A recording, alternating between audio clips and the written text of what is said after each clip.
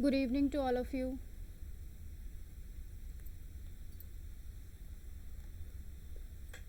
Am I audible? Good evening. Yeah, man. Okay. May I know which language is suitable for all of you?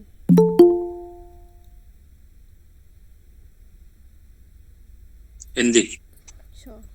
हाँ, Hindi ma'am. हाँ, तो आप लोग paper 1 किस language में attempt करेंगे? पेपर 1 को इंग्लिश लैंग्वेज में अटेम्प्ट करना चाहेंगे या हिंदी लैंग्वेज में? हिंदी में। इंग्लिश। हिंदी में मैम। ओके। प्रीति हिंदी में अटेम्प्ट करना चाहती है और कौन मैम हिंदी में? किसमें करना ज्यादा सही रहेगा, आप थोड़ा गाइड कर देंगे? अगर आपकी देखो इंग्लिश आपकी कितनी स्ट्रांग है, अभी मैं तो अब सभी नए हैं तो मैं किसी के बारे में नहीं जानती कि किसकी इंग्लिश कितनी स्ट्रांग है। बट अगर आपने 12th तक इंग्लिश मीडियम पढ़ा है या 10th तक भी इंग्लिश मीडियम पढ़ा है तो आपके लिए इंग्लिश लैंग्वेज ज़्यादा सूटेबल होगी। और आपने कभी भी इंग्लिश लैंग्वेज नहीं पढ़ी है तो आपके लिए ऑब्वियसली हिंदी ही ज़्यादा सूटेबल होगी। और कुछ स्टूडेंट होते हैं जो दोनों ही लैंग्वेज में पढ़ते हैं, क्योंकि अब पेपर में हिंदी और इंग्लिश दोनों साथ साथ ही लिखी आती है। तो अगर आपको थोड़ी थोड़ी भी दोनों आती है तो आप दोनों लैंग्वेज में कंफर्टेबल हो। आप हिंदी का क्वेश्चन भी रीड कर सकते हो, इंग्लिश का क्वेश्चन भी सिमिलरली रीड कर सकते हो। तो नितिन आप बताओ, आपने इंग्लिश मीडियम कब तक पढ़ा है? मैंने 10th तक पढ़ी है और मैं पेपर हिंदी में दूंगा। और ये क्या है ना कि सुनने में ये आया है कि इंग्लिश का जो होता है वो ज्यादा सही माना जाता है एनटीए के अकॉर्डिंग। हाँ, और कुछ मिस्टेक्स होती हैं तो हिंदी में ज्यादा हो जाती है, कुछ ऐसा है क्या? यस बिल्कुल करेक्ट बोल रहे हो। जितनी भी मिस्टेक्स होती हैं या क्वेश्चंस जो ट्रांसलेशन होते हैं वो हिंदी वाले पोर्शंस में अभी तक ज़्यादा मिस्टेक देखी जाती है। इंग्लिश वाला जो क्वेश्चंस होते हैं वो ज़्यादा करेक्ट होते हैं इन कंपैरिजन टू हिंदी। तो अगर आप इंग्लिश में अटेम्प्ट कर सकते हो, पहले आप पढ़ कर देखो, ठीक है? अभी हो सकता है आप पेपर 1 फर्स्ट टाइम पढ़ रहे हो। आज के तो जो मेरे नोट्स है वो इंग्लिश में है, लेकिन आई प्रॉमिस किसी को भी प्रॉब्लम नहीं होगी उस नोट्स को समझने में। एक बार आप समझ के देखो, उसके बाद आप डिसाइड करना कि आपको कौन सी लैंग्वेज में करना है, ठीक है? जो शुरू से हिंदी पढ़ते हैं उनके लिए तो मैं बोलूँगी आप हिंदी मीडियम ही करो, क्योंकि लैंग्वेज सीखना कोई एकदम ही तो आप सीख नहीं जाओगे। और कौन है जो इंग्लिश मीडियम में ही अटेम्प्ट करना चाहता है एग्ज़ाम को? मैं। ओके।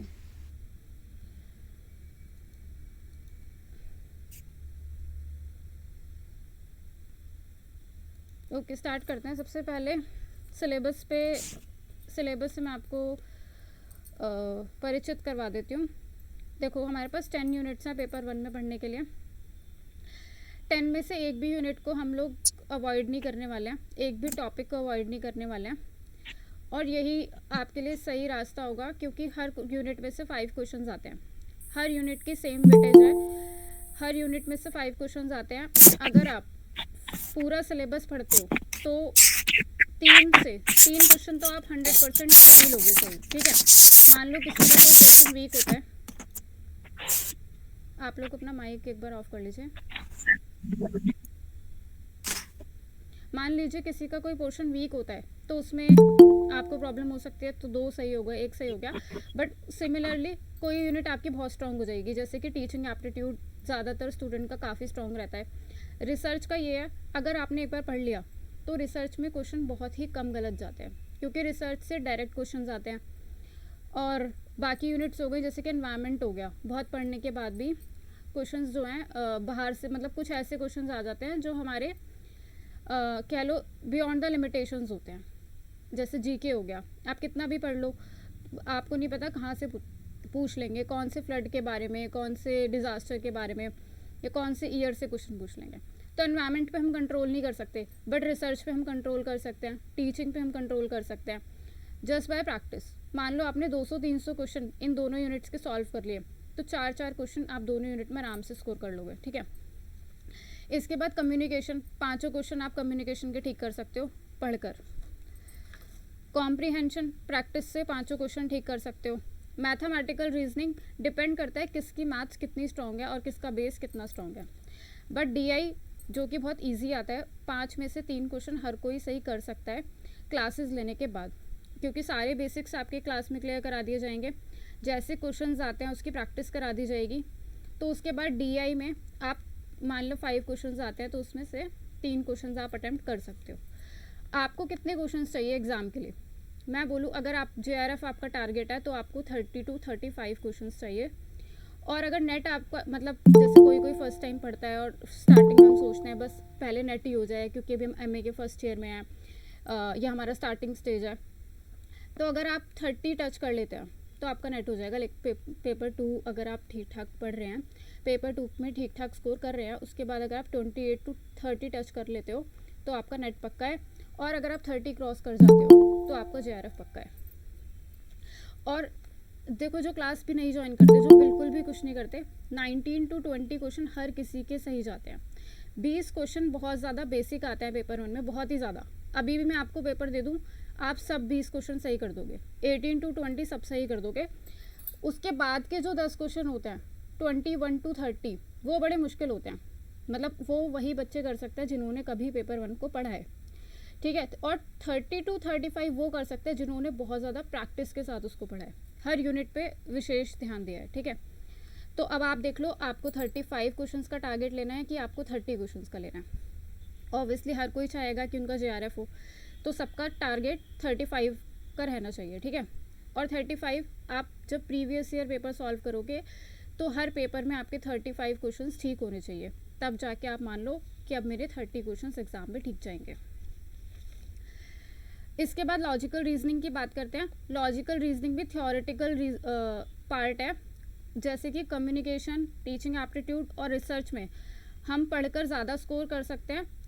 सिमिलरली लॉजिकल रीजनिंग में भी हम पढ़कर पूरा स्कोर कर सकते हैं। वेन डायग्राम आता है, प्रमाण आते हैं, जो कि हमारे लिए बहुत ही स्कोरिंग पोर्शन हो जाता है, क्योंकि प्रमाण के क्वेश्चंस कोई भी संस्कृत वाला बच्चा गलत कर नहीं सकता, बहुत ही बेसिक हमारे लिए हो जाता है प्रमाण के, ठीक है। आर्ग्यूमेंट्स और ये सब क्लास में मैं ये वाला पार्ट भी आपका स्ट्रॉन्ग करा दूंगी। डीआई की बात हो गई है। आईसीटी में थोड़ा सा मुश्किल हो जाता है क्योंकि संस्कृत बैकग्राउंड के बच्चे हैं तो कंप्यूटर नॉलेज बहुत कम रहती है। तो कोई नहीं, 5 क्वेश्चंस आते हैं, 2 कर लो सही। अगर आप एक बार पढ़ लोगे मेरे ख्याल से तो 3 भी कर सकते हो, बट 2 का टारगेट ले लो। चलो बहुत मुश्किल यूनिट है, हमको लगता है हमारा कंप्यूटर बेस्ड बैकग्राउंड नहीं है, तो आईसीटी में 2 का आप बैकअप ले सकते हो कि मेरे 2 क्वेश्चन किसी तरह सही चले जाए। एनवायरनमेंट में 3 आपके सही जाएंगे आराम से, क्योंकि 2 क्वेश्चंस बहुत बेसिक आते हैं। बेसिक जैसे कि फ्लड कैसे आता है, डिज़ास्टर्स क्या होते हैं, या बहुत ही बेसिक क्वेश्चन हो जाएंगे। और एक क्वेश्चन जीके से रहेगा, वो हमारे बचे हुए 2 क्वेश्चंस में होंगे जो हमारे बहुत ही रेयरली सही होते हैं। 3 क्वेश्चंस का आप पीपल एंड डेवलपमेंट से टारगेट ले सकते हो। हायर एजुकेशन में आप 3 से 4 क्वेश्चन आराम से ठीक कर सकते हो। तो ये रहा। अब आप टोटल कर लेना कि हर यूनिट से अगर मैं 3-3, 4-4 क्वेश्चन ठीक कर दूंगा तो मेरा टोटल टारगेट कितना हो जाता है। आपको टारगेट लेना है 35 क्वेश्चंस का टू क्रैक द जेआरएफ। अब हम स्टार्ट करते हैं टीचिंग एप्टीट्यूड। इससे पहले आप लोगों का कोई भी डाउट हो तो आप लोग मुझसे पूछ सकते हैं।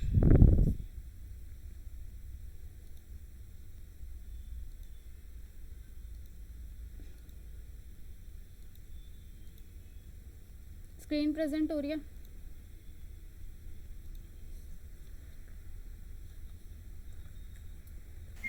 जी हो रही है, ओके, हो रही है। This is the most easiest unit of the whole syllabus, ठीक है।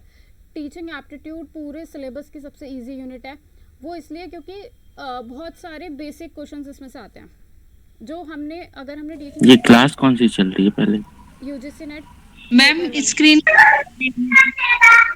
स्क्रीन पे आपका वो शो नहीं हो रहा है, क्या प्रेजेंट हो रहा है बट शो नहीं हो रहा है, दिख नहीं रहा है। ओके,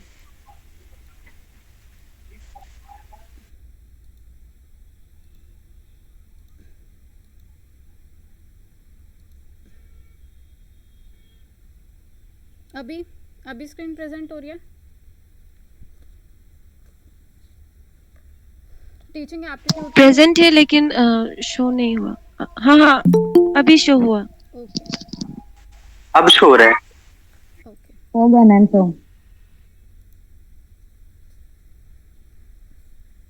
हाँ, देखो क्योंकि हम लोग सब टीचर्स बनने वाले हैं, ठीक है, हम नेट जेआरएफ का एग्ज़ाम क्रैक करने वाले हैं, और क्योंकि हम टीचर बनने वाले हैं तो उसके कुछ नॉलेज हम रखते हैं कि टीचर क्या होता है, ऊपर से हम लोग पढ़ते आ रहे हैं टीचर से।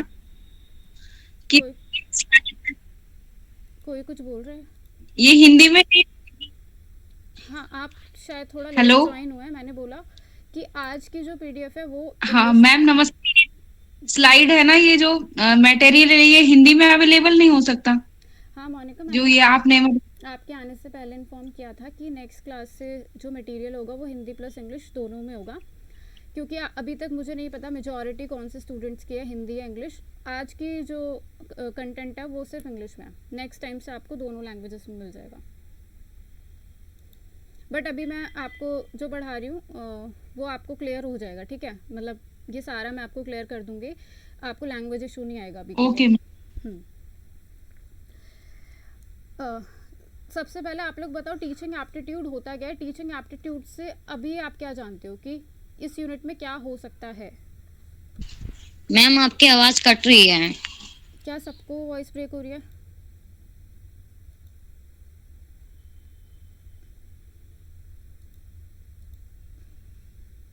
क्या सबको मेरी वॉइस ब्रेक हो रही है?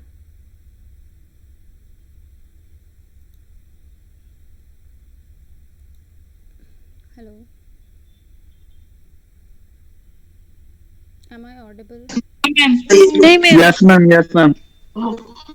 वॉइस क्लियर है सबको?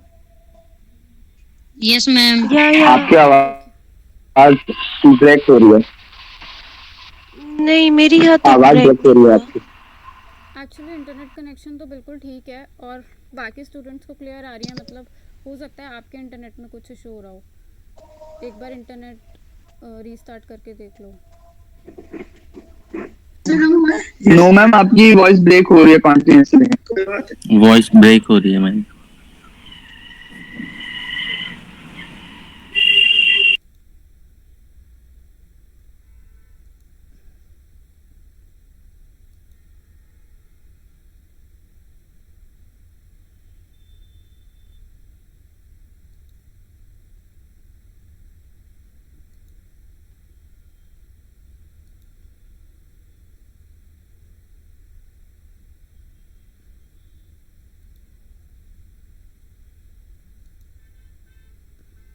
अभी कैसी आ रही है वॉइस?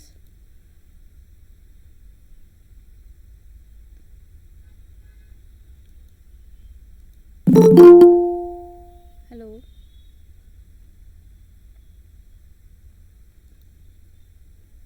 हाँ जी मैम। अभी ठीक आ रही है voice? Yes ma'am. Okay, let's start. तो फर्स्ट यूनिट है टीचिंग एप्टीट्यूड। सबसे पहले हम यही जान लेते हैं कि टीचिंग एप्टीट्यूड होता क्या है। क्या आप में से कोई बताना चाहेगा कि टीचिंग एप्टीट्यूड से आप क्या समझते हैं? जो कोई एक इंसान दूसरे को अपना नॉलेज और एक्सपीरियंस शेयर करते हैं। That is teaching. जो आपने भी डेफिनेशन बताई वो टीचिंग की डेफिनेशन थी। अपनी नॉलेज और एक्सपीरियंस शेयर करना टीचिंग होता है। टीचिंग एप्टीट्यूड क्या होता है? Ma'am, teaching aptitude is the process in which we develop our society. No, that is also teaching. That personal individual quality to explain that particular topic to all of them. That is also teaching. Let's know what is teaching aptitude. Teaching aptitude होती है हमारी abilities, ठीक है, हम में teaching की कितनी ability है, हमारे अंदर पढ़ाने की कितनी क्षमता है। हिंदी मीडियम वाले बच्चों को कोई भी प्रॉब्लम हो तो वो पूछ सकते हैं।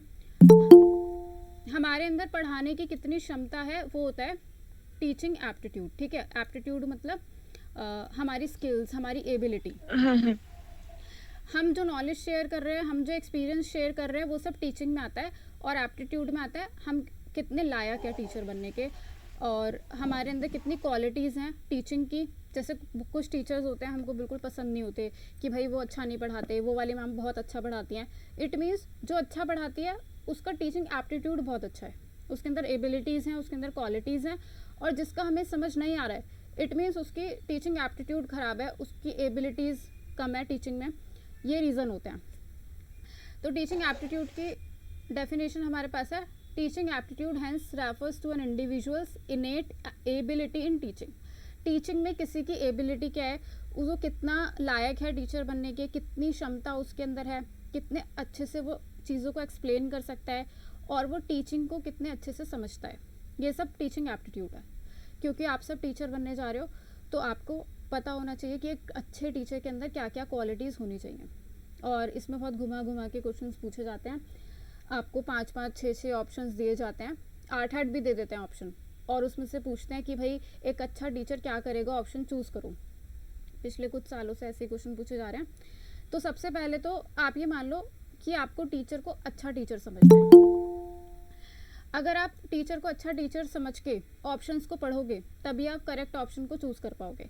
मान लो कभी कभी ऑप्शंस में लिखा होता है, अगर एक बच्चा किसी भी गलत मार्ग पे जा रहा है और ऑप्शंस में लिखा होगा कि टीचर उसको वार्न करेगा, टीचर उसकी पिटाई करेगा, टीचर उसके पेरेंट्स को इन्फॉर्म करेगा, या टीचर उसको प्यार से समझाएगा, तो आप किस ऑप्शन को चूज़ करना चाहोगे इनमें से? टीचर उनके पेरेंट्स को बोलेगा। समझाएगा।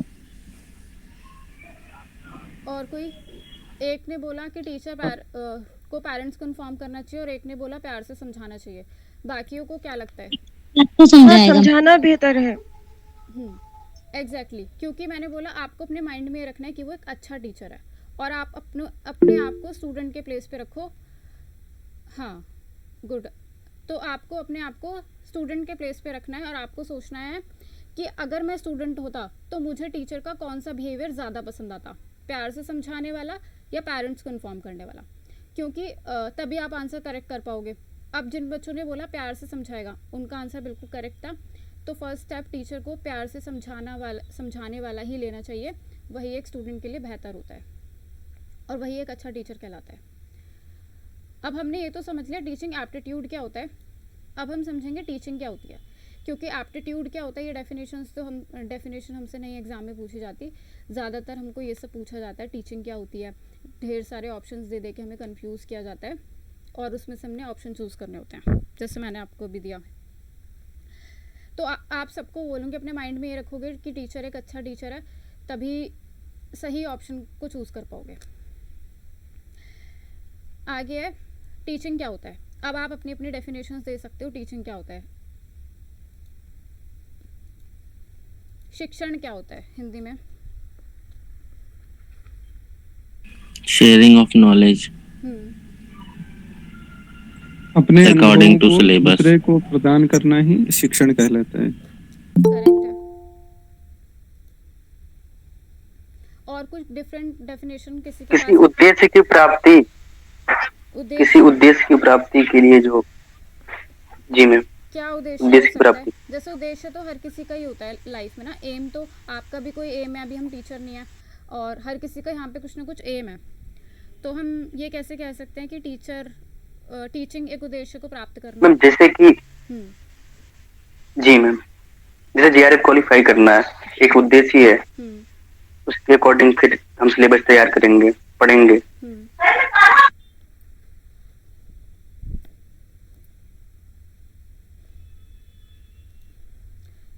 ठीक है। तो sharing of knowledge, sharing of experience, ये सब कुछ हमारा टीचिंग के अंदर आता है। सबसे पहले टीचिंग का मतलब क्या है कि हम किसी के साथ कुछ शेयर कर रहे हैं, किसी को कुछ पढ़ा रहे हैं, किसी को कोई शिक्षा प्रदान कर रहे हैं।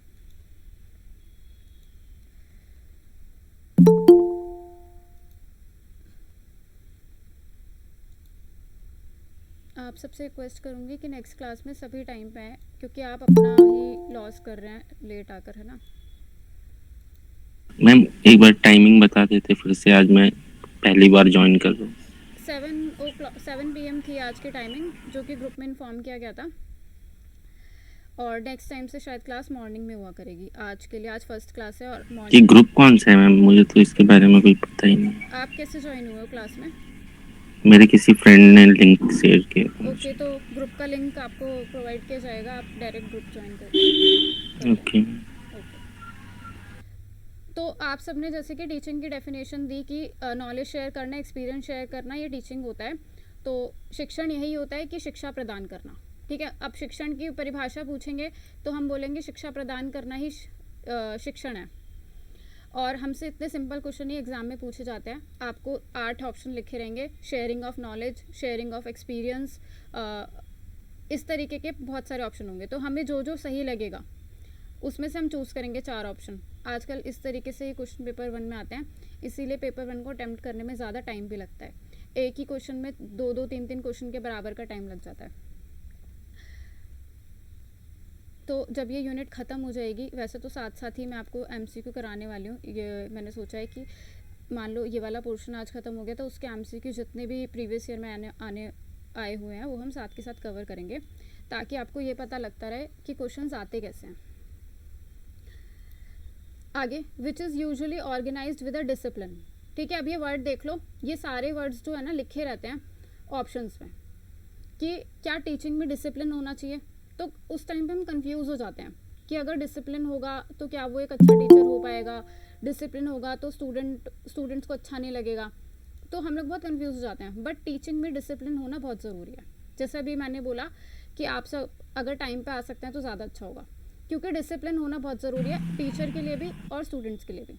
तो डिसिप्लिन वर्ड को आपको नोट करना है। जब आप प्रीवियस ईयर क्वेश्चन सॉल्व करोगे तो बार बार आपको ये वर्ड देखने को मिलेगा ऑप्शंस में। डिसिप्लिन यानी अनुशासन। तो सबसे, क्योंकि अब यहाँ पे हम टीचिंग की बात कर रहे हैं, तो टीचर को भी अनुशासित होना चाहिए। More generally the provision of stimulus of psychological and intellectual growth of a person by another person.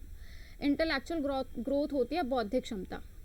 जब भी हम किसी को टीच कर रहे हैं, वो किसी भी एज का हो सकता है, अगर आप किसी को कोई शिक्षा प्रदान कर रहे हो तो उसकी कौन सी ग्रोथ होगी, उसकी जो बौद्धिक क्षमता है वो बढ़ेगी।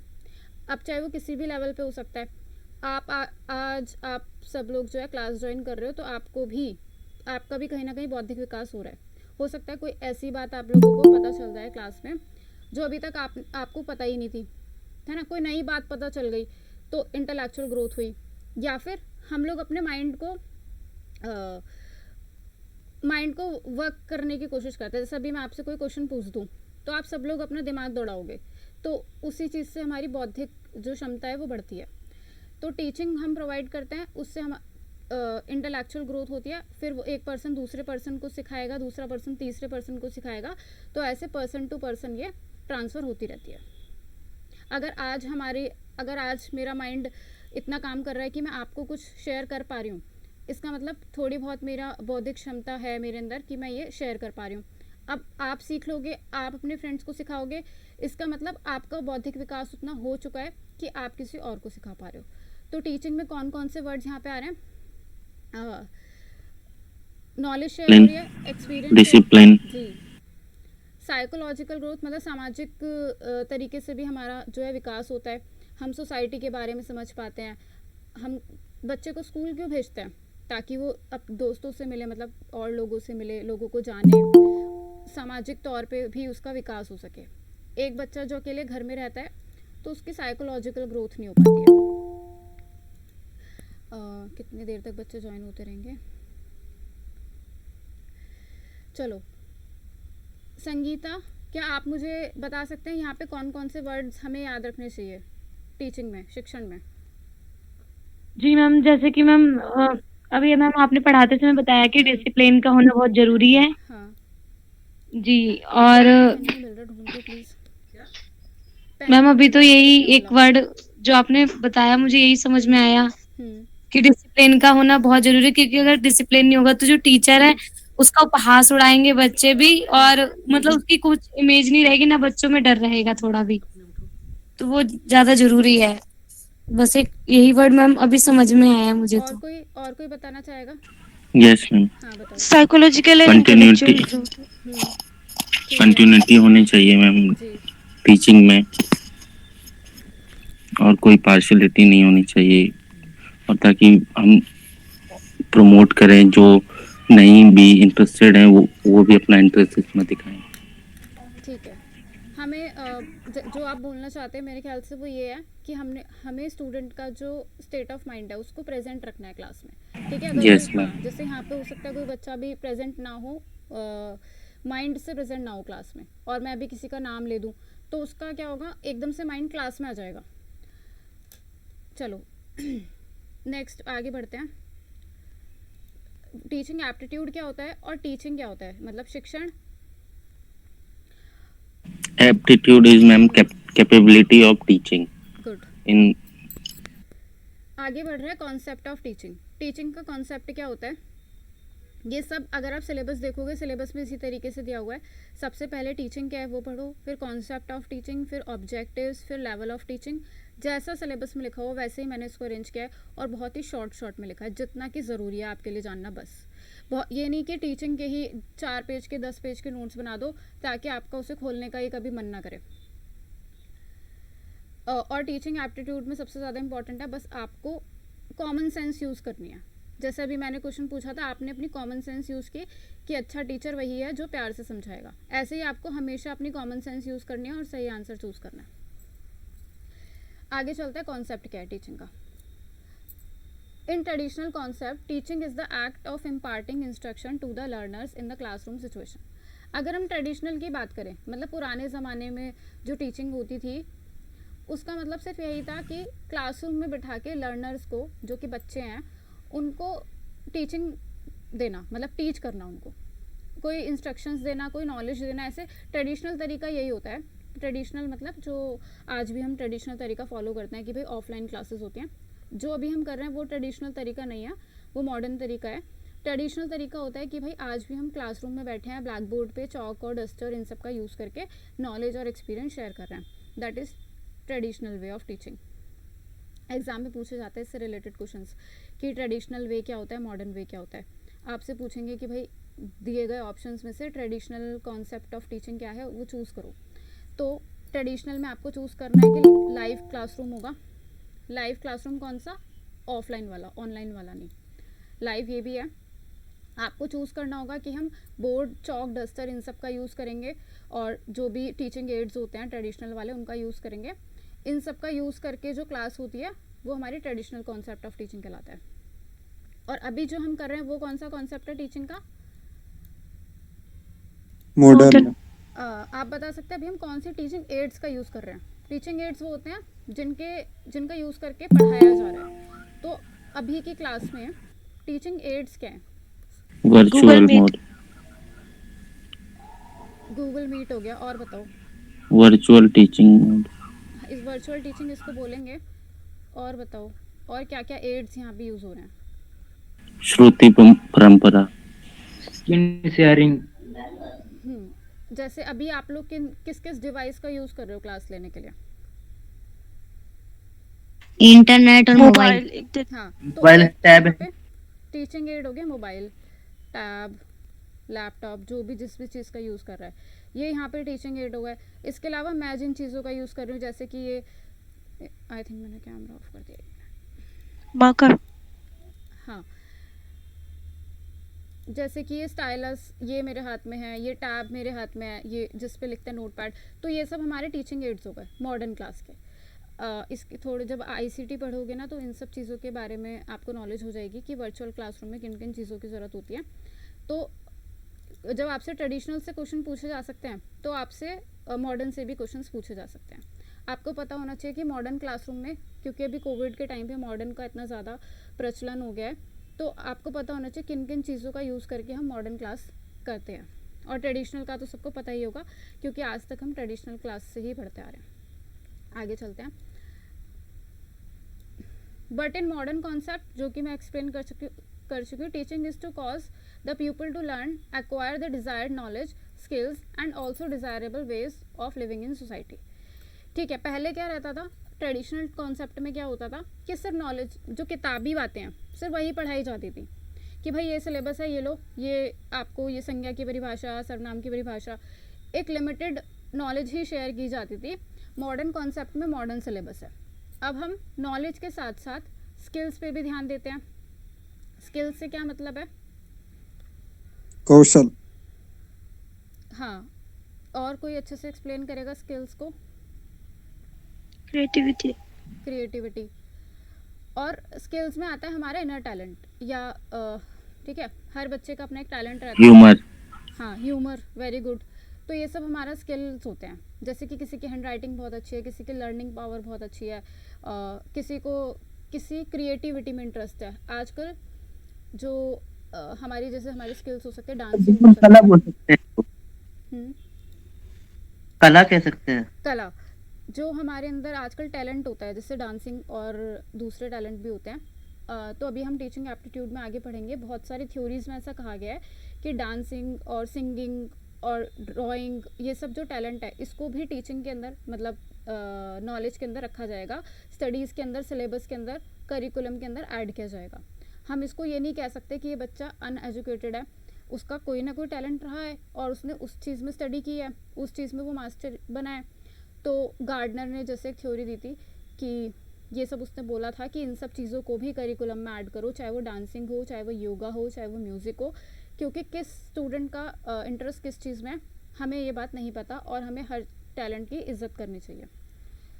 तो अभी मॉडर्न स्टडीज़ में क्या हो गया, हम स्किल्स पे भी ध्यान देते हैं। पर्टिकुलर स्टूडेंट की अलग अलग स्किल हो सकती है, इसीलिए आज के स्कूल्स में योगा, म्यूज़िक और तरह तरह के कोर्सेज ऐड कर दिए गए हैं। वो गार्डनर की थ्योरी और बहुत सारे ऐसे एजुकेशनिस्ट की थ्योरी इस चीज़ पे आई थी। इसके बाद desirable veg of living in society, ये और हमें क्या पता चलता है एजुकेशन से या टीचिंग से कि भाई सिर्फ और सिर्फ मैथ साइंस सीख कर ही हम सोसाइटी में रहने के हकदार नहीं होते, और भी बहुत सारे ऑप्शंस होते हैं जिसके द्वारा आप अपनी लिविंग कर सकते हो, आप जी सकते हो, है ना। ये थोड़ी जो मैथ साइंस पढ़ेगा, जो टीचिंग एप्टीट्यूड पढ़ेगा, वही अच्छे तरीके से सोसाइटी में लिव कर सकता है। कोई डांस से और दूसरे टैलेंट की वजह से भी सोसाइटी में रह सकता है। तो ये सब हम टीचिंग से सीखते हैं। टीचिंग का कॉन्सेप्ट है कि स्किल बेस्ड हो गई है, डिज़ायर्ड नॉलेज, हर चीज़ के बारे में जो है डिज़ायर्ड नॉलेज प्रोवाइड की जाती है, और डिज़ायरेबल वेज सोसाइटी में रहने के यहाँ पे हमें सिखाए जाते हैं। ये कॉन्सेप्ट होता है टीचिंग का कि आपको सिर्फ एक चीज़ पे फोकस रह के नहीं पढ़ाना है, पूरा ऑल ओवर हमको जो है नॉलेज प्रोवाइड करनी है। अब हम आगे चलते हैं। अभी तक किसी का कोई डाउट है तो पूछ सकते हो। No ma'am. सबको समझ आ रहा है? Yes ma'am. गुड।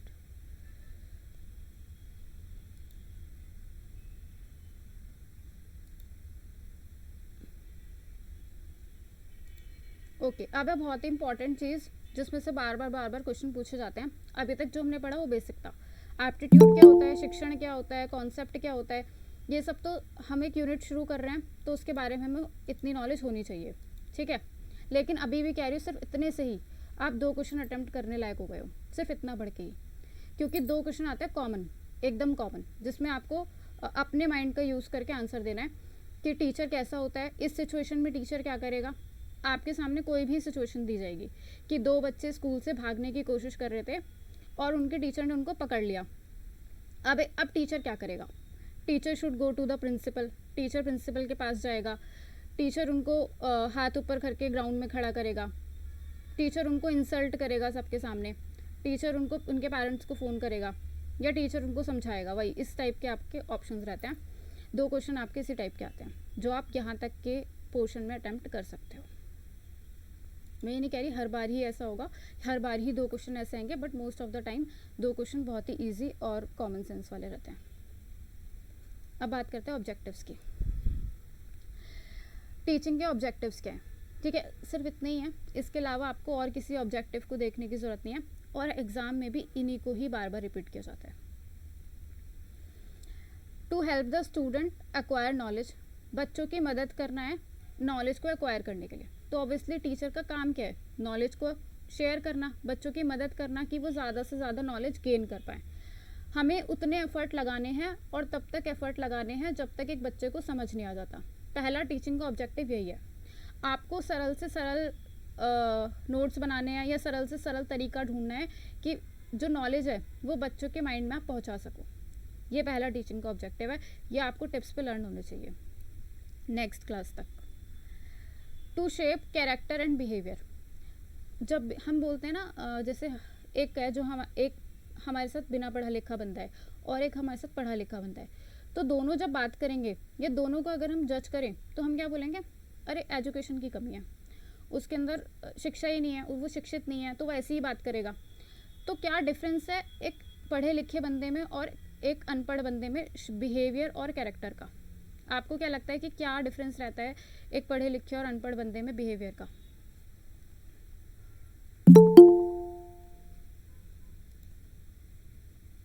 अपने शब्दों में आप बोल सकते हो कि आपको क्या डिफरेंस लगता है बिहेवियर का?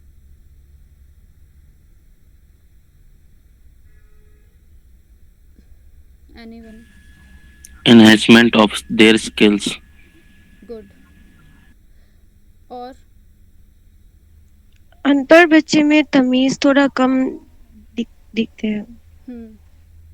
और मैम जैसे कि मैम जो पढ़ा लिखा इंसान होगा मैम वो उसी के सामने वाले के अकॉर्डिंग बात करेगा, और जो मैम ज्यादा पढ़ा लिखा नहीं होगा तो मैम वो तो अपने अनुसार ही बात करेगा, लेकिन पढ़ा लिखा चारों तरफ की सोच समझ के जब बात करेगा उस इंसान से उसके लेवल तक जाके।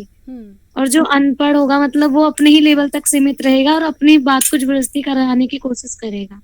और जो पढ़ा लिखा होगा उसकी शैली बोलने की अलग होगी और जो नहीं पढ़ा लिखा होगा उसकी शैली अलग होगी बोलने की। उत्तम। जो मैम पढ़ा लिखा होगा मैम वो इम्पैक्ट पे जाएगा, और जो कम पढ़ा लिखा होगा वो बस एक्शन पे ध्यान देगा। Very good. तो ये लास्ट के 2 पॉइंट बहुत ही अच्छे बोले आप लोगों ने। तो पढ़ाई से क्या होता है, टीचिंग से क्या होगा, बच्चे का कैरेक्टर और बिहेवियर भी हमको शेप में लाना है, मतलब उस पर भी हमें काम करना है। हम क्या, सबसे पहले हमें बचपन में नैतिक शिक्षा की बहुत सारी बातें सिखाई जाती हैं कि भाई अपने टीथ को ब्रश करना है, सुबह उठ के नहाना है, हमें मतलब ये सब सिखाया जाता है। उसके बाद हमें और हाई लेवल की कि बड़ों की रिस्पेक्ट करनी है, छोटों की रिस्पेक्ट करनी है, उल्टा नहीं बोलना है, गाली नहीं देनी है, ये सब बातें हमें सिखाई जाती है। तो जो बच्चा बचपन से पढ़ रहा है तो बचपन से ये सब उसको प्रैक्टिस में आ चुका है कि ये गलत बात है, ये सही बात है, उसको डिफरेंस पता है, तो उसमें पेशेंस ज़्यादा होते हैं और सही और गलत बात को वो ऑब्जर्व कर सकता है कि ये सही है, ये गलत है। और जिस बच्चे ने कभी पढ़ा ही नहीं कि सही गलत क्या होता है, उसके हिसाब से वो जो कर रहा है वो सही है, उसने जितना सीखा है अपने आसपास के एनवायरनमेंट से सीखा है। तो टीचर का काम होता है नॉलेज शेयर करने के साथ साथ एक बच्चे के बिहेवियर पे भी काम करना। तो इसीलिए एक पढ़े लिखे बच्चे के और एक अनपढ़ बच्चे के बिहेवियर में फ़र्क रहता है। शायद टीचर्स से सीख कर या अपने आसपास के एनवायरनमेंट से सीख कर एक पढ़े लिखे बच्चे का बिहेवियर ज़्यादा बेटर होता है। तो क्योंकि आप टीचर बनने वाले हो, फर्स्ट आप नॉलेज शेयर करोगे, ये तो आपका काम है ही। दूसरा, आपको उनके बिहेवियर में भी इम्प्रूवमेंट लाना है। उनका कैरेक्टर अच्छा कैरेक्टर होना चाहिए, उनका behaviour better than other student, मतलब उनके बिहेवियर में आपको कुछ इम्प्रूवमेंट लाना है। ये टीचिंग का ऑब्जेक्टिव है। नेक्स्ट है मेक फ्रेंडली एनवायरनमेंट। आपको फ्रेंडली एनवायरनमेंट करना, ये इंपॉर्टेंट पॉइंट है। जब हमारे पास बहुत सारे ऑप्शंस आते हैं ना कि टीचर को एंगर, मतलब टीचर का जो बिहेवियर है वो एंग्री होना चाहिए, स्ट्रिक्ट होना चाहिए, फ्रेंडली होना चाहिए, तो ज़्यादातर बच्चे स्ट्रिक्ट को चूज़ कर लेते हैं। क्योंकि हमें बचपन से हमारे पेरेंट्स हमारे लिए स्ट्रिक्ट टीचर ढूंढते रहते हैं कि स्ट्रिक्ट, इसके साथ स्ट्रिक्ट रहना, इसके साथ स्ट्रिक्ट रहना।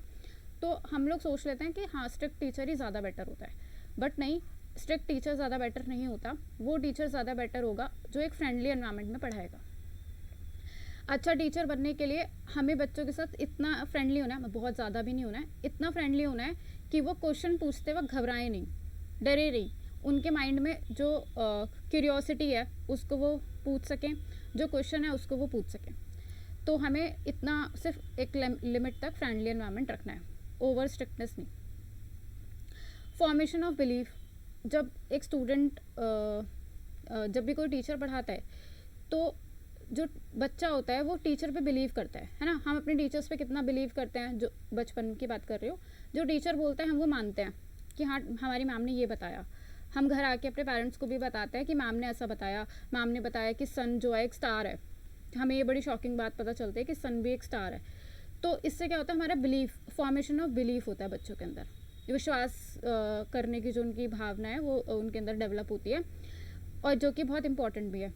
तो वो अपने टीचर से बिलीव करके, ये हमारा टीचिंग का ऑब्जेक्टिव होता है कि हमने उनके अंदर फॉर्मेशन ऑफ बिलीफ डेवलप करना है, फॉर्मेशन ऑफ बिलीफ होना चाहिए उनके अंदर, वहीं से उनका स्टार्ट होता है स्टूडेंट्स का। और हम जिस लेवल पे पढ़ाएंगे तो हमारे स्टूडेंट भी हम पे ही भरोसा करेंगे। अभी मैं जो बोल रही हूँ, हो सकता है आप में से बहुत सारे लोग भी इन सब चीज़ों पे भरोसा कर रहे होंगे, हाँ ये सही बात है, हमें फ्रेंडली एनवायरनमेंट क्रिएट करना चाहिए। तो आपके अंदर भी क्या हो रहा है, फॉर्मेशन ऑफ बिलीफ हो रहा है। नेक्स्ट है डेवलप प्रैक्टिकल स्किल्स। अब बच्चों को प्रैक्टिकल भी बनाना है, ठीक है। उनको इतना आपको उनकी बौद्धिक क्षमता तक आप जो उनका इंटेलेक्चुअल डेवलपमेंट है वो इतनी होनी चाहिए कि उनको प्रैक्टिकल स्किल्स पे भी आपको सिखानी है। प्रैक्टिकल स्किल्स की तरफ उनका माइंड, जैसे टीचर होता है वो बहुत जल्दी पता लगा लेता है कि किस बच्चे का इंटरेस्ट किस फील्ड में है। टीचर, जब हमारी पीटीएम होती थी तो टीचर सारे पेरेंट्स को बताता था कि भाई इसकी हैंड राइटिंग बहुत अच्छी है, ये गाती बहुत अच्छा है, ये डांस बहुत अच्छा करती है, तो टीचर बताता था पेरेंट्स को। तो पेरेंट्स, खैर पहले के पेरेंट्स इतना ध्यान नहीं देते थे, बट आज के पेरेंट्स कितना ध्यान देते हैं। अच्छा हमारे बच्चे में गाने का टैलेंट है, चलो इसको म्यूज़िक क्लास ज्वाइन करा देते हैं। तो हमने उसकी प्रैक्टिकल स्किल्स को भी डेवलप कर रहे हैं, हमें निकालनी है उसकी प्रैक्टिकल स्किल्स बाहर। हमें ये ध्यान देना है कि कौन सा बच्चा किस फील्ड में ज़्यादा अच्छा है, ताकि हम उसकी स्किल्स को बाहर निकाल सकें, है ना।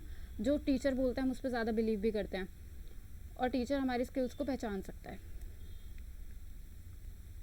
इसके बाद नेक्स्ट पॉइंट है हमारे पास, to provide a social and efficient member to the society, जो कि एक बहुत ही इंपॉर्टेंट पॉइंट है।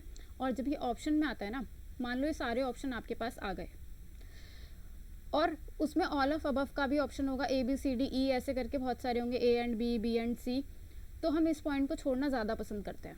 To provide a social and efficient member to the society, हम सोचते हैं टीचर को क्या फ़ायदा, अच्छा मेंबर मिले ना मिले, टीचर ने अपना काम पूरा किया, टीचर ने नॉलेज शेयर कर दी, टीचर ने बिहेवियर कर दिया, एनवायरनमेंट हो गया, ये हो गया।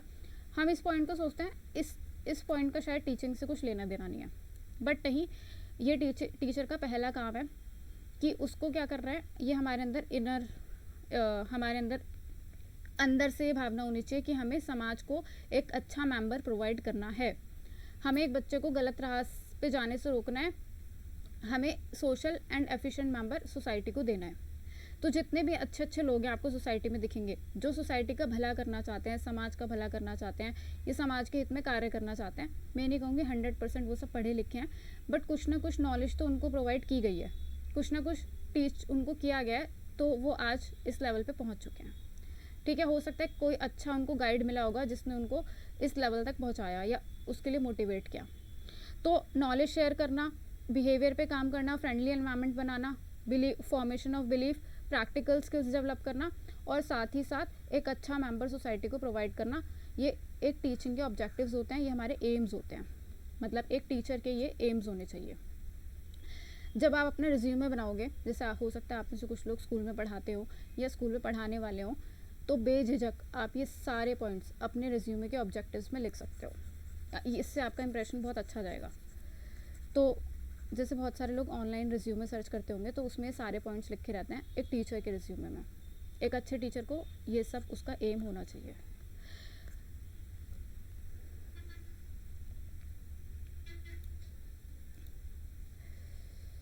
कोई रिचा, आप ये रिपीट करके बताओगे कि क्या क्या टीचिंग ऑब्जेक्टिव्स होने चाहिए?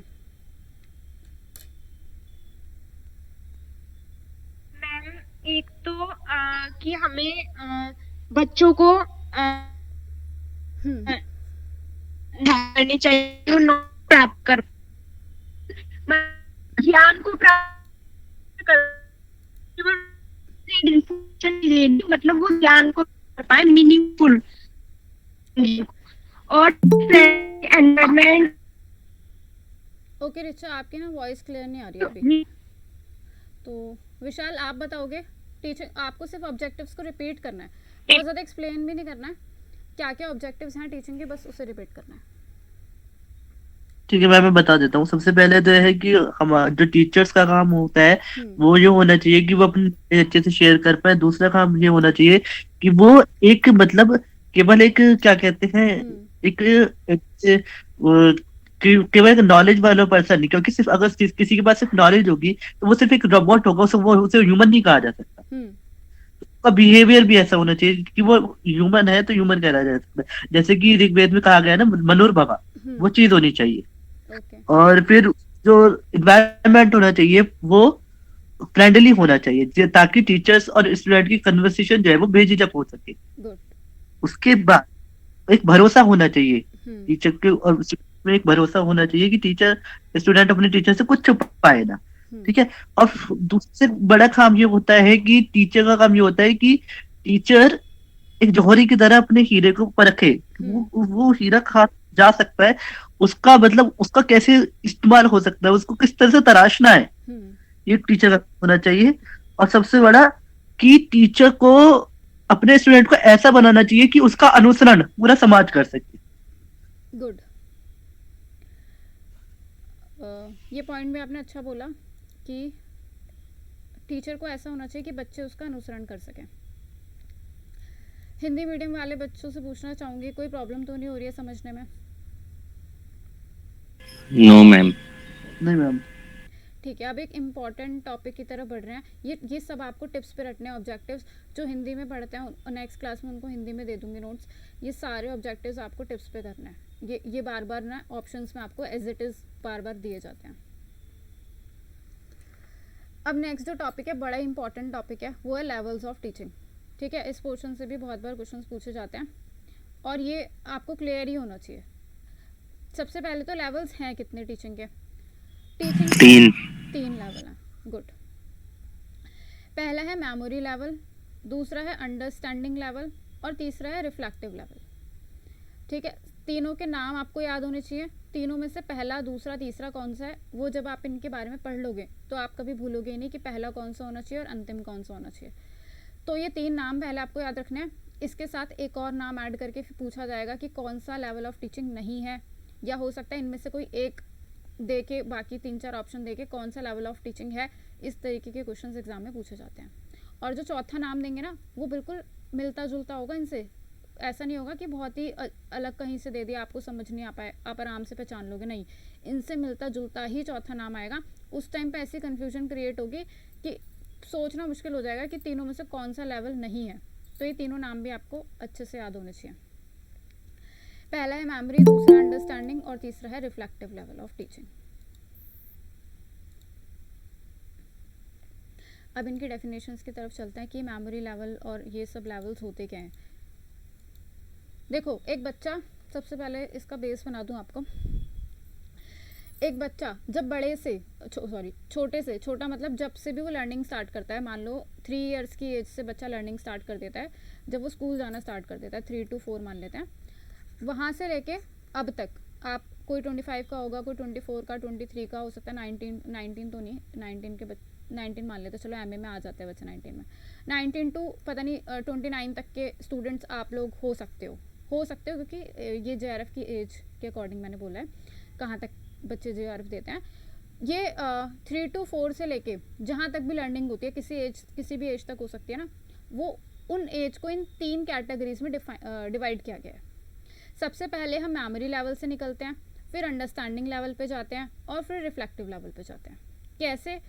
मेमोरी लेवल में हमारा क्या प्रतिक्रिया होती है, अंडरस्टैंडिंग लेवल पे क्या होती है, रिफ्लेक्टिव लेवल पे क्या होती है, वो अब हम देखेंगे। इससे पहले 2 बातें बता दूं। क्लासरूम जो होती है 2 टाइप की होती है। एक होती है सब्जेक्ट सेंटर्ड, एक होती है सब्जेक्ट सेंटर्ड या फिर टीचर सेंटर्ड, या सब्जेक्ट सेंटर्ड को अगर मैं अभी के लिए अवॉइड करूं तो टीचर सेंटर्ड या फिर स्टूडेंट सेंटर्ड। कोई मुझे बता सकता है स्टूडेंट सेंटर्ड क्लासरूम क्या होती है और टीचर सेंटर्ड क्लासरूम क्या होती है? मैम स्टूडेंट एंटर्स मैम वो होते हैं जिसमें स्टूडेंट की इच्छा से मतलब पढ़ाई हो रही है, जैसे कि अब हम अपनी इच्छा से पढ़ रहे हैं, मतलब कि हमारी ज्यादा चल रही है यहाँ पर, तो वो स्टूडेंट एंटर्स हो गया। और मैम टीचर एंटर्ड वो होता है जैसे कि जब हम छोटी क्लास में होते हैं तो मैम वहाँ पर हमारी नहीं चलती, वहाँ टीचर की चलती है, क्योंकि जो टीचर हमें नर्सरी में या फिर फर्स्ट में 7th में जो भी समझाते हैं तो हम उनके ऊपर निर्भर रहते हैं, हम डरते भी हैं और हम अपनी बात को मतलब वो उनके ऊपर एक तरीके से निर्भर रहते हैं, तो उनका ज्यादा रोल होता है उस टाइम पर। करेक्ट है। तो टीचर सेंटर्ड क्लासरूम वो होती है जिसमें सब कुछ टीचर के हिसाब से होता है। स्टूडेंट्स की जो क्वेश्चंस होते हैं या स्टूडेंट्स के जो विचार होते हैं उनको ज़्यादा सीरियसली नहीं लिया जाता। वो कहाँ नहीं लिया जा सकता? जैसे नर्सरी क्लास है, नर्सरी क्लास अगर स्टूडेंट सेंटर कर दी जाए तो क्या बच्चे पढ़ेंगे? नहीं। Yes ma'am. क्या अगर स्टूडेंट सेंटर कर दी जाए, स्टूडेंट्स की वहाँ चलने लगे या स्टूडेंट्स के सुनने लगे मैम, स्टूडेंट के हर क्वेश्चन का आंसर करने लगे, तो कैसे नर्सरी क्लास के बच्चों को टीचर पढ़ा पाएगी? नहीं पढ़ा पाएंगे मैम। हाँ। नहीं होगा। तो नर्सरी क्लास या जितनी भी छोटी क्लास है, मान लो 2nd क्लास तक या 5th क्लास तक, वो टीचर सेंटर्ड रहती हैं। टीचर डिसाइड करता है क्या पढ़ाना है, कैसे पढ़ाना है, कब पढ़ाना है, किस तरीके से पढ़ाना है, तो वो पूरे तरीके से टीचर सेंटर्ड रहती हैं। स्टूडेंट सेंटर्ड वो होती हैं कि स्टूडेंट्स के क्वेश्चंस का आंसर करना, स्टूडेंट भी क्वेश्चन पूछ सकता है, एनवायरनमेंट फ्रेंडली है क्लासरूम, टीचर क्या सुनिश्चित करता है कि स्टूडेंट्स को सब समझ में तो आ रहा है, टीचर बार बार उनसे फीडबैक लेगा। क्या नर्सरी क्लास में टीचर फीडबैक लेगा बच्चों से? No ma'am. नो, फीडबैक होता है कि भाई पूछना समझ में तो आ रहा है, समझ में तो आ रहा है। नर्सरी क्लास में क्या है, टीचर को खुद ही पता होता है कि इनके समझ में कैसे आएगा और क्या आएगा, टीचर जो भी करेगा अपने हिसाब से करेगा। तो आप सबको ये क्लियर होना चाहिए टीचर सेंटर्ड क्लासरूम क्या होती है और स्टूडेंट सेंटर्ड क्लासरूम क्या होती है। तो 6 to हमारी जो 10th या 12th रहती है वो हमारी स्टूडेंट सेंटर्ड क्लासरूम रहती है।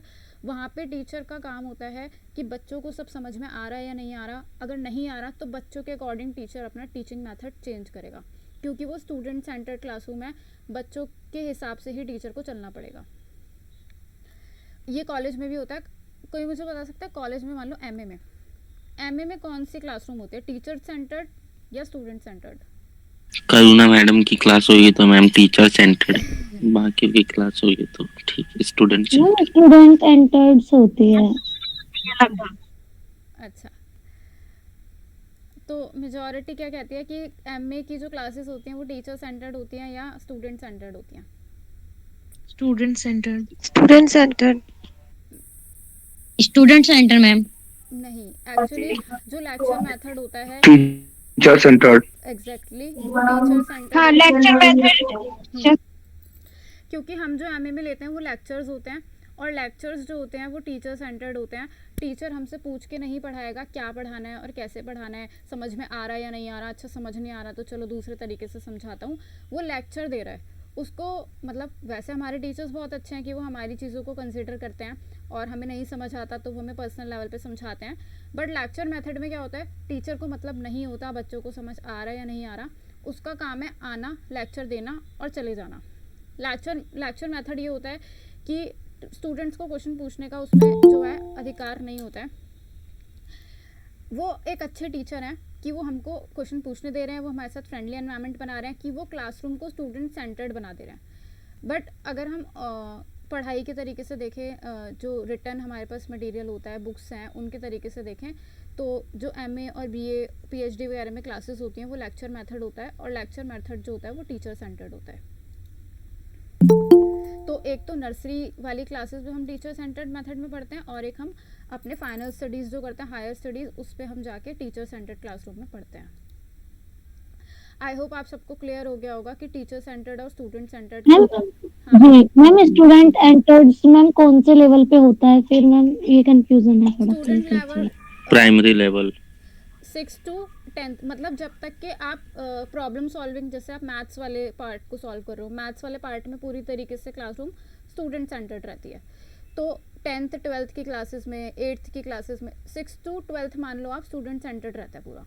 इसके अलावा कॉलेज लेवल पे मैथ्स का अगर कोई बैच चल रहा है तो वो पूरी तरीके से स्टूडेंट सेंटर्ड होगा। मैथ्स का टीचर तब तक प्रॉब्लम को समझाने की कोशिश करेगा जब तक बच्चों को समझ नहीं आ जाता, ठीक है, और उसका मेन एम यही होता है कि बच्चों को समझ आ जाए। और लेक्चर मेथड में ऐसा नहीं होता है, क्योंकि वो लेक्चर दे रहा है, उसका जैसे मन करेगा वो लेक्चर देगा, ठीक है। हाँ, वो अपनी नॉलेज आप तक पहुंचाने की पूरी कोशिश करेगा, लेकिन वो वहाँ पे आपको क्वेश्चन पूछने का ना, या फिर बार बार आप ऑब्जेक्शन नहीं कर सकते लेक्चर मेथड में, ये फ़र्क रहता है।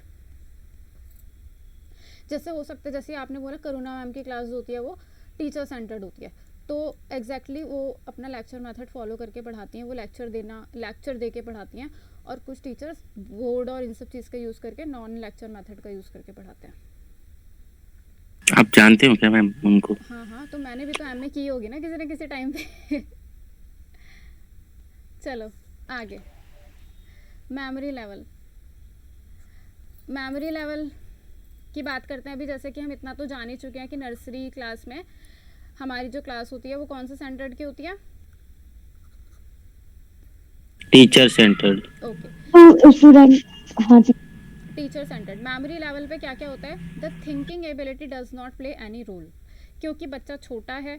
अब मेमोरी लेवल में जो बच्चे होंगे वो छोटे बच्चे होंगे, ठीक है, जो मेमोराइज करेंगे चीज़ों को, जिनकी बौद्धिक विकास अभी इतना नहीं हुआ है कि वो वाई पूछ सके। जब आप एक छोटे बच्चे को ए फॉर एप्पल पढ़ाते हैं तो क्या वो वाई पूछता है कि ए फॉर एप्पल क्यों, एरोप्लेन क्यों नहीं? हम उसे दोनों पढ़ा देते हैं, ए फॉर एप्पल भी और ए फॉर एरोप्लेन भी।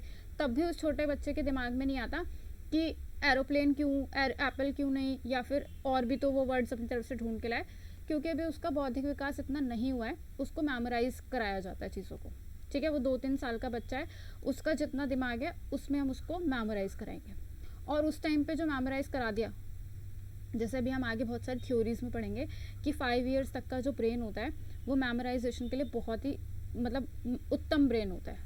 अगर आपने एक एज मिस कर दी, मान लो आज मैं 20 ईयर के बच्चे को लेके बैठ जाऊँ और जिसको हिंदी बिल्कुल भी नहीं आती, और मैं उसको आज से क्या पढ़ाने लग जाऊँ, उसके क्वेश्चंस का आंसर दे के आप एक 2 साल के बच्चों को आज से क्या पढ़ा दोगे बड़े आराम से, पर एक 20 साल के बच्चे को आपको पढ़ाने में ना बड़ी मुश्किल होगी। मान लो चाइनीज़ बच्चे को ले आऊँ और आज से क्या, वो इतने क्वेश्चंस आपसे पूछेगा, क्योंकि उसका बौद्धिक जो क्षमता है वो अलग है और 2 साल के बच्चे की अलग थी। ये आपसे बिना क्वेश्चन पूछे याद कर लेगा और ये आपसे 100 सवाल पूछेगा। तो इसलिए 5 इयर्स तक का ब्रेन, अभी हम थ्योरीज पढ़ेंगे उसमें आप देखोगे 5 ईयर तक का ब्रेन जो होता है वो बहुत अच्छा होता है मेमोराइजेशन के लिए, ठीक है। हम उस एज में बहुत ज़्यादा चीज़ें मेमोराइज कर सकते हैं, क्योंकि हमारा जो ब्रेन होता है वो फ्रेश होता है। अब मेमोरी लेवल में क्या रहता है कि थिंकिंग एबिलिटी कोई रोल प्ले नहीं करती है, तो क्या प्ले करता है, सिर्फ मेमोराइजेशन। ABCD याद कर लो, आ से क्या याद कर लो, काउंटिंग याद कर लो, सब कुछ लर्न ही करते हैं। कुछ समझते तो है नहीं उस एज में हम, और क्या ही समझ सकते हैं, है ना। तो ये ऑप्शंस आपके लिखे रहेंगे, बहुत सारे ऑप्शन लिखे रहेंगे, आपको समझना है कि क्या मेमोरी लेवल पे होता है और क्या नहीं होता है। तो अगर हिंदी मीडियम वाले बच्चों को कोई प्रॉब्लम हो रही हो तो पूछ सकते हैं। आपका माइंड बिल्कुल, आपको माइंड को चलाने की ज़रूरत नहीं होती, सिर्फ चीज़ें रटनी है। स्टूडेंट्स ओनली क्रैम का मतलब होता है रटना। Cram the facts, information, formulas and laws that are taught to them. जो भी टीचर उनको पढ़ाएगा वो क्या करेगा, उसको रटेगा। फैक्ट्स को रट लिया, इंफॉर्मेशन को रट लिया, फॉर्मूलेज को रट लिया, लॉज को रट लिया, जो भी मतलब जिस भी तरीके की नॉलेज उनको शेयर की जाएगी वो उसको रटेगा, क्योंकि अभी उसका माइंड उतने डेवलपमेंट नहीं, उसका माइंड जो इतना डेवलप नहीं हुआ है कि वो क्वेश्चंस पूछ सके या फिर वो वाई वाले क्वेश्चंस क्रिएट कर सके। तो वो सिर्फ और सिर्फ क्रैम करेगा, रटेगा, इसीलिए इसका नाम मेमोरी लेवल है। मेमोरी लेवल की जगह आपको फर्स्ट लेवल ऑफ टीचिंग भी बोल सकते हैं। नेक्स्ट है the teaching is nothing but learning the subject matter by rote. तो इसमें क्या है, टीचिंग कुछ भी नहीं है, मतलब अब रटवाने में आप क्या अपनी स्ट्रैटेजी बनाओगे, सिर्फ रटवाना ही तो है। आप बस ए फॉर एप्पल इस तरीके से रटवाते रहोगे तो आपको कुछ टीच नहीं करना है। यहाँ पे टीच हमें कहाँ करना पड़ता है, मान लो मैं आपको प्लस माइनस सिखाने लग जाऊँ तो यहाँ पे मुझे आपको फिंगर्स पे काउंट करना, लाइन खींच के काउंट करना, ये सब आपको टीच करना पड़ेगा मुझे। बट मेमोरी लेवल में आपको क्या करना है, उनको रटवाना है, उनको सब्जेक्ट मैटर सिर्फ और सिर्फ रटवाना है। नेक्स्ट पॉइंट है the role of teacher is prominent and that of the student is secondary. ये बार बार पूछा जाता है, ब्लैंक करके भी पूछा जाता है और बहुत सारे तरीक़ों से पूछा जाता है कि मेमोरी लेवल में किसका रोल प्रोमिनेंट है और किसका सेकेंडरी है। प्रोमिनेंट का मतलब मुख्य रोल किसका है और सेकेंडरी इसके ना टिपिकल हिंदी वर्ड्स हैं, मतलब जब मैं हिंदी नोट्स प्रोवाइड करूँगी तो आप उसमें देख सकते हो, तो वो उसी वर्ड से ही पूछा जाता है। दोबारा प्रभुत्व। तो टीचर हमेशा प्रोमिनेंट रहेगा क्योंकि टीचर की चलेगी, टीचर डिसाइड करेगा क्या पढ़ाना है, कैसे पढ़ाना है, कैसे रटवाना है। तो टीचर प्रोमिनेंट रोल प्ले करेगा और बच्चा सेकेंडरी, बच्चा उसको फॉलो करेगा, बस टीचर को फॉलो करेगा, जैसा टीचर बोलेगी वो करेगा। ये लाइन इंपॉर्टेंट है, ये बहुत बार एग्जाम में पूछा गया है। Next point is study material is organised and pre planned. The teacher present the study material in a sequential order. ये लाइन सब्जेक्ट सेंटर्ड के लिए बोली गई है, इसको हम सब्जेक्ट सेंटर्ड बोलते हैं कि डिसाइडेड होता है क्या पढ़ाना है। टीचर सेंटर्ड को हम सब्जेक्ट सेंटर्ड भी बोलते हैं, ठीक है। सब्जेक्ट सेंटर्ड होता है कि प्लान्ड होता है, स्टडी मटेरियल ऑर्गेनाइज्ड होता है कि भाई अब ये पढ़ाना है, अब ये पढ़ाना है, अब ये पढ़ाना है, और पहले से प्लान्ड होता है, ठीक है, कैसे पढ़ाना है। अब जब छोटा बच्चा है तो पता ही है कि सबसे पहले ABCD ही पढ़ानी है। अगर मैं लेक्चर मेथड की बात करूं, क्योंकि वो भी सब्जेक्ट सेंटर्ड होता है, तो वहाँ पे भी ऑर्गेनाइज्ड मटेरियल होता है और प्री प्लान्ड होता है। टीचर सोच कर आता है क्या पढ़ाना है, इसीलिए उसको लेक्चर मेथड कहते हैं। टीचर हमारे अकॉर्डिंग अपने प्लान चेंज नहीं करेगा, जो उसे पढ़ाना है वो वही पढ़ाएगा। सेम छोटी क्लासेस में भी होता है, ऑर्गेनाइज्ड और प्री प्लान्ड स्टडी मटेरियल होता है। और टीचर एक सीक्वेंशियल वे में पढ़ाता है, मतलब आज सीक्वेंस क्या किया, ABCD सिखा दी, अब AN सिखा दिया, अब THE द सिखा दिया, ऐसे सीक्वेंस के साथ आगे बढ़ते रहते हैं।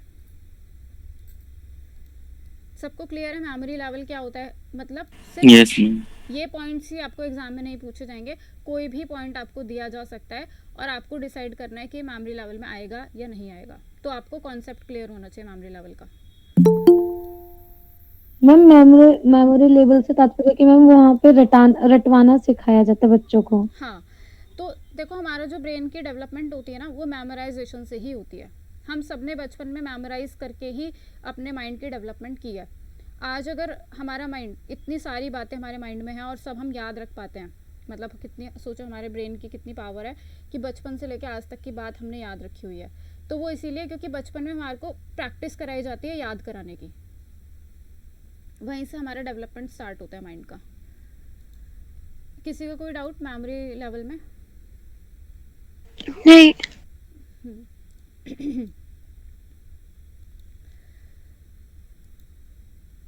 मेमोरी लेवल तक ही आज पढ़ेंगे। अब मैं आप लोगों से कुछ क्वेश्चंस पूछूंगी इससे रिलेटेड जो आज हमने पढ़ा है, कि आपको कितना समझ आया।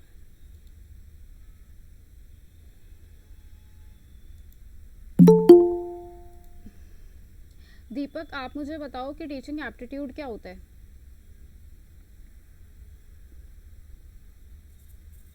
टीचिंग एप्टीट्यूड से अर्थात ये होता है कि हम जिस छात्र को पढ़ा रहे हैं उस छात्र में हम किस विधि या किस कौशल का प्रयोग करते हैं, उसी को ही हम शिक्षण अभिरुचि या टीचिंग एप्टीट्यूड कर सकते हैं। सुजाता, आप भी बताओ कि टीचिंग एप्टीट्यूड क्या होता है?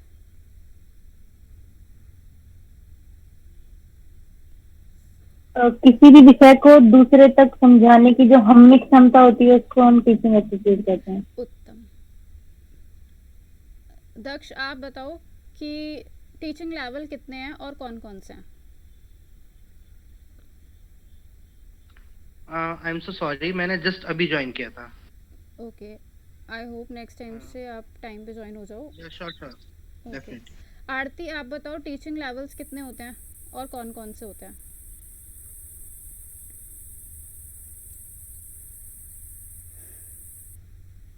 थ्री होते हैं मैम, नहीं पता, मैं ज्वाइन करा था थोड़ा। कामिनी, आप बताओ।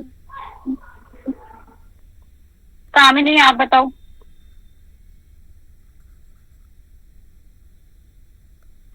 एक तो मेमोरी लेवल था, 3 होते हैं, मतलब ये एक मेमोरी लेवल था, एक रिफ्लेक्टिव लेवल शायद, और एक और था। गौरव, आप बताओ।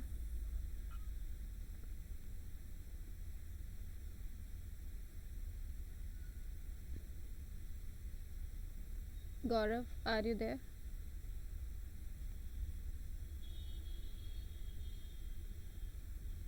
मोनिका?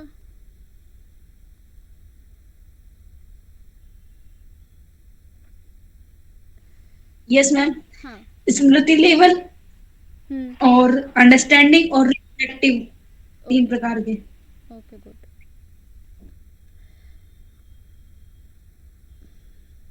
ऋषभ, आप बताओ टीचिंग क्या होता है? शिक्षण, टीचिंग की क्या परिभाषा होनी चाहिए? किसी को भी जब हम ज्ञान प्रदान कराते हैं, मतलब केवल उसको इंफॉर्मेशन नहीं देना, मतलब इंफॉर्मेशन तो एक प्रकार से ये हो गया कि सूचना भर देना, उसके अंदर सूचना नहीं भरना, अभी तो उसके अंदर अर्थपूर्ण ज्ञान को सिखाना ही शिक्षण है। That is knowledge. ठीक है, नॉलेज मतलब ज्ञान प्रदान करना, और इन्फॉर्मेशन तो हमें न्यूज़ वाले भी देते हैं। ये आई थिंक आपके कहने का तात्पर्य। गुड। संगीता, आप बताओ मेमोरी लेवल में होता क्या है? कोई भी एक छोटा पॉइंट आप बोल के एक्सप्लेन कर सकते हो मेमोरी लेवल को, जो भी आपको लगता है। जी मैम, मेमोरी लेवल वो है कि मैम इसका मतलब हिंदी अर्थ है स्मृति। स्मृति यानी कि बचपन में जो भी हमें रटने की विधि से वो समझाया जाता है ताकि हमें बड़े होने तक वो चीजें याद रहें। ये हमारा मेमोरी लेवल होता है मैम। सुभाश्री आप बताओ दोबारा से मेमोरी लेवल क्या होता है? मैम मेमोरी लेवल ये होता है कि जिसमें हम बच्चों को सिखाते हैं कि कैसे लर्न करना है। जैसे छोटे बच्चों को देखिए कि प्री प्राइमरी में ही बच्चों को रेगुलर होमवर्क दिया जाता है ताकि वो एक चीज को बार बार करते रहे और वो उनके दिमाग में मेमोराइज हो जाए और वो उसको लर्न कर सके। तो एक बार को हम एक चीज को जब हम बार बार करते हैं वो हमारे मस्तिष्क में रह जाता है। प्रीति आप मुझे 1 या 2 टीचिंग ऑब्जेक्टिव्स बताओ।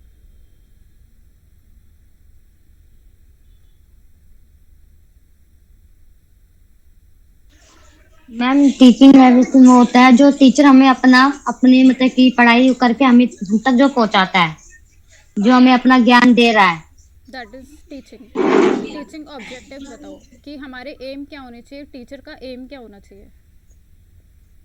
टीचर का मैम एम यही होना चाहिए जो कि बच्चों को, सामने वाले बच्चों को जो पढ़ा रहा है वो बच्चों तक उनका ज्ञान पहुंच जाए। निकिता आप बताओ टीचिंग ऑब्जेक्टिव क्या होना चाहिए?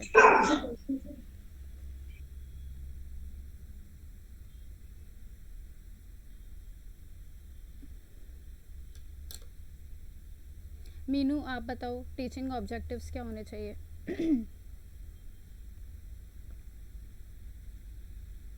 मैम मैंने अभी ज्वाइन किया है तो। दीपक आप बताओ। जो शिक्षक है पहला चीज तो उसे छात्रों के साथ मित्रतावत व्यवहार करना चाहिए। गुड। दूसरा चीज होता है कि शिक्षक छात्रों की वो क्या कहते हैं समस्या को समझे और उसके निराकरण के लिए खुद से उपचारात्मक कुछ चिंतन करने वाला होना चाहिए। ओके। नीशु आप बताओ टीचिंग ऑब्जेक्टिव्स क्या होने चाहिए?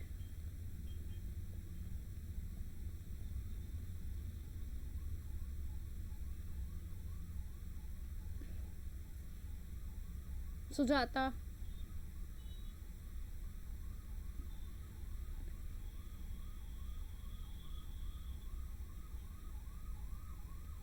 लक्ष्मी शर्मा।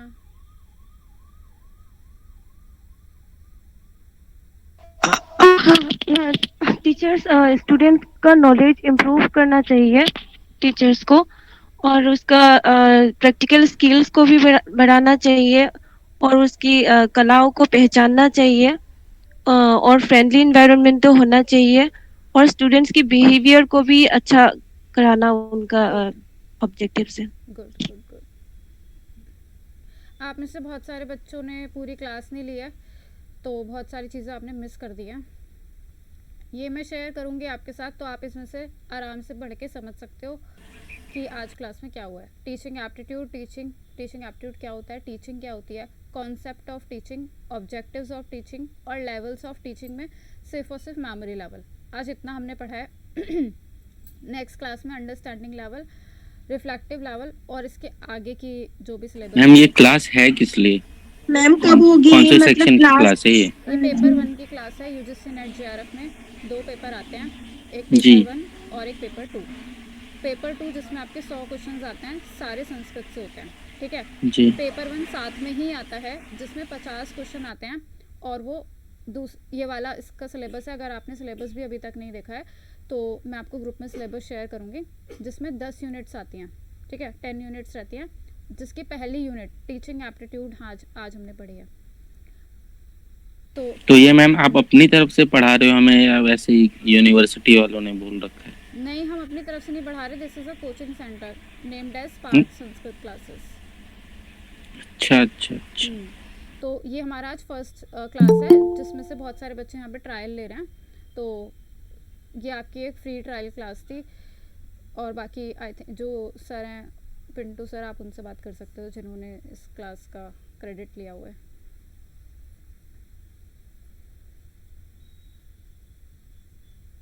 आप कौन से सब्जेक्ट से हो अविनाश? एमए संस्कृत। अच्छा, तो आप यूजीसी नेट की तैयारी कर रहे हो? नो मैम, मुझे तो ऐसे ही लिंक आ गया मैंने सोचा। अच्छा ओके ठीक है। क्लास कैसी लगी आप लोगों को आज की? जो लोग अच्छी थी नेट की तैयारी कर रहे थे अब मन कर रहा है मैम नेट की तैयारी कर। अच्छी थी मैम क्लास, मजा आ रहा है। Thank you. आपके लिए एडवाइस ये है अविनाश, अगर आप अभी एमए में हो तो ये राइट टाइम है आपके लिए तैयारी स्टार्ट करने का विदाउट वेस्टिंग एनी टाइम। आप करेक्ट टाइम पे शायद नेट निकाल पाओगे अगर आप अभी से तैयारी करना स्टार्ट करते हो, तो आपका कोई ईयर स्किप नहीं होगा। ओके और किसी के कोई डाउट, कोई क्वेश्चन तो पूछ सकते कोई क्वेश्चन तो मैम बोलो। मैम मैम ये तैयारी मतलब पेपर के लिए कोई ये क्लास मतलब कब ग्रुप होगी? बनाया हुआ है? एक करके पूछो। पहले आरती को पूछने दो ऋचा, फिर आप पूछना। आरती आप पूछो पहले। मैम मैम मैं ये बोलना चाह रही थी कि जहाँ पर भी जो भी ग्रुप हो इसको क्लास अटेंड करने के लिए, जहाँ पर मुझे लिंक प्राप्त हो जाए, तो इसलिए आप मुझे वहाँ ज्वाइन करा दीजिए। देखो आप अभी कैसे ज्वाइन हुए? मैम अभी तो हमारा जो मैंने शेयर किया था मैम अभी देखो आप लोगों के कांटेक्ट नंबर है नहीं, तो जो भी जिस भी आपके फ्रेंड ने शेयर किया है तो आप उनसे, जो भी एडमिन है एटलीस्ट उसका नंबर लेके उसको टेक्स्ट करो। 3 या 4 एडमिन है ग्रुप में, तो आप स्क्रीनशॉट लेके ग्रुप में से अपने फ्रेंड्स को शेयर करो जिससे कि वो ग्रुप में ऐड हो पाए। आप पूछो मैम यहाँ नंबर शेयर कर दे तो क्या नहीं हो पाएगा? नहीं, यहाँ पे तो फिर ओके मैम। रिचा आप पूछो। आप मैम क्लास के लिए पूछना था, ये डेली होगी वीक में 3 डेज या फिर मैम पेपर 1 की क्लास वीक में 3 डेज होगी और पेपर 2 की आपकी रेगुलर है शायद। और ये अभी आज इवनिंग का टाइम था, बट नेक्स्ट टाइम से मॉर्निंग का टाइम होगा। मैम क्लासेस को कंटिन्यू करने के लिए क्या क्या प्रोसीजर्स हैं? आप संस्कृत के भी क्लास, मतलब पूरे दोनों सेशंस के क्लास लोगे ना, पेपर 1 एंड पेपर 2 दोनों लोगे ना? Yes ma'am. आप बात करो और उनको इन्फॉर्म कर दो कि मैं क्लास ज्वाइन करना चाहता हूँ। वो आपको प्रोसीजर बता देंगे, टाइमिंग्स बता देंगे क्लास की, और ग्रुप में ऐड कर देंगे जिससे कि आप डेली क्लास टाइम पे ज्वाइन कर पाओगे। आप मेरा नंबर ले लो, व्हाट्सएप पे लिख सकते हैं। तो आप मुझे टेक्स्ट कर देना, मैं आप लोगों को ग्रुप में ऐड कर दूंगी। बोलूं मैं नंबर आपको? Yes ma'am. 85270 85270 77 241। Okay ma'am. Anything else? Ma'am एक बार दोबारा से नंबर बोलना। मैंने मैसेज में टेक्स्ट किया है 8520 8527 077 241। मैम जो ये फर्स्ट पेपर की क्लास होगी ये हफ्ते में मतलब 3 दिन होंगे, वो 3 दिन कौन कौन से होंगे? Most probably Monday, Wednesday and Friday MWF। और आपकी कन्वीनियंट के हिसाब से, जैसे कुछ बच्चे सैटरडे संडे को ही ज़्यादा कन्वीनियंट होता है कि भाई सैटरडे संडे हो तो बेटर है, तो वो हम 3 डेज में से 1 या 2 दिन तुम चाहो तो सैटरडे संडे को भी करवा सकते हो। फीस स्ट्रक्चर क्या है मैम? 6000 रुपीज़ है for both the paper. For complete course? हाँ, for complete course of 6 months. Ma'am paper 1 complete करने में कितना टाइम लग सकता है? देखो अगर मैं रेगुलर क्लास करूँ तो मैं 1.5 मंथ में भी ख़त्म करा सकती हूँ, बट मैं चाहूँगी कि मैं धीरे धीरे कराऊँ और MCQ प्रैक्टिस ज़्यादा करवाऊँ, क्योंकि मेरे को ऐसा लगता है लास्ट बैचेस में अगर कोई कमी रही है तो वो प्रैक्टिस की। अगर मैं जल्दी सिलेबस ख़त्म करा देती हूँ तो बच्चे अपनी तरफ से बिल्कुल भी प्रैक्टिस नहीं करते हैं और वहाँ वो पीछे रह जाते हैं। आज मैंने टीचिंग एप्टीट्यूड पढ़ा दिया और कल मैं रिसर्च पढ़ाने लगी, आप टीचिंग एप्टीट्यूड यूँ भूल जाओगे और प्रैक्टिस ना करने की वजह से सारा आपका जो क्लासेस लिया हुआ है वो वेस्ट हो जाएगा। तो जब तक के एग्ज़ाम नहीं हो रहा, तब मतलब मान लो 6 मंथ्स का हमारा टारगेट है, तो 6 मंथ्स तक तो आपकी क्लासेस चलेंगी। जिस दिन भी आपका सिलेबस ख़त्म हो जाता है उसके बाद आपके पूरे प्रैक्टिस सेट चलेंगे प्रीवियस ईयर के, ठीक है? Okay ma'am. मैम अगर सिर्फ फर्स्ट पेपर वाला कोर्स करे तो उसका फीस स्ट्रक्चर कैसे रहेगा? 3000 रुपीज़। 6 मंथ का। हाँ जी। जी ठीक है मैम। Okay ma'am. आपके सब्जेक्ट्स हैं लक्ष्मी? संस्कृत। ओके। प्रीति, सब लोग संस्कृत से ही हैं यहाँ पे? Yes ma'am. यस मैम, मैं भी संस्कृत से ही हूँ। Okay okay okay. जी मैं भी संस्कृत से। आप किस कोर्स से हैं मैम? हाँ, मैं भी संस्कृत से ही थी। और कोई किसी का क्वेश्चन? आप सुभाश्री, आप किस सब्जेक्ट से हैं?